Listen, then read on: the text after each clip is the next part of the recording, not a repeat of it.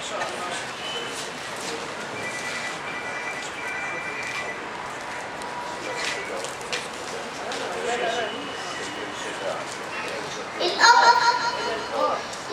قال شايلين الشهيد،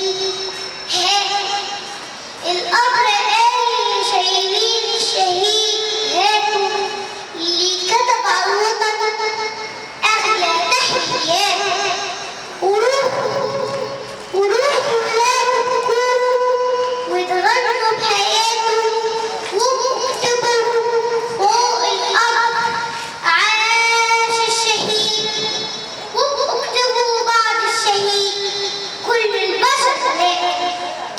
ما يكفينيش فيك الكلام اللي خلق، ما يكفينيش فيك الميلاد، ما يكفينيش فيك الورق، جالي رسالة الحب فوق كل القلوب، وقضيت على الخوف والقلق، ياللي زرعت الخير على كل الوجوه، متشكرين خيرك سبق، أبكي على موتك شهيد ولا أبكي قلبي اتحرق. أمي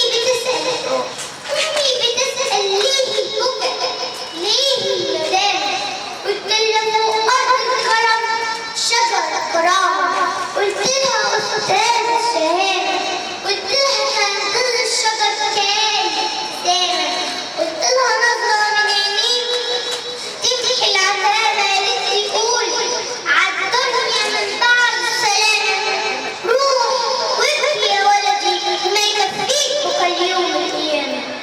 صدقني كان لازم تموت، صدقني كان لازم تموت، لما تموت الكلمة فوق سطر الشفايف، لما اللسان في العتمة يبكي يترعش بين السنان مسجون وخايف، لما شارعت المظلومين تبقى السكوت، يبقى انت كان لازم تموت. وإني رنت خطوتك طالعة ما تعرفش الجهود، وإني جاية لقوتك شايلة ما تعرفش الخطوط، ولأنك أنت مش هتمشي على اللوايح والشروط، يبقى ربك كان رايدلك رحمته، يبقى ربك كان رايدلك جنته، يبقى فوت الدنيا فوت.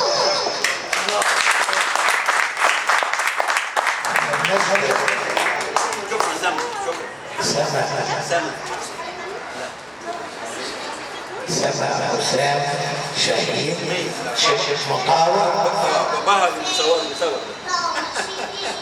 الله احنا لازم نستضيفك عندنا في جمعية الشعراء، وهنكتب لك انت حاجة لازم انت تقوليها من احد الشعراء برضه. انت عارفة انت بتقولي الشعر ده بتاع مين؟ بتاع الاستاذ محمد بوط. احنا متشكرين ليك يا سما، وقد امل هتكتب لك قصيدة ماشي، وبابا كمان. واحنا بنشكرك جدا ونتمنى لك ان انت تبقي من الاوائل في المدرسه الاول، وتنمي الموهبه بتاعتك في الالقاء كويس، وان شاء الله تبقي شاعره كويسه باذن الله. ميرسي قوي يا سما، وتسقيفه تشجيع يا سما.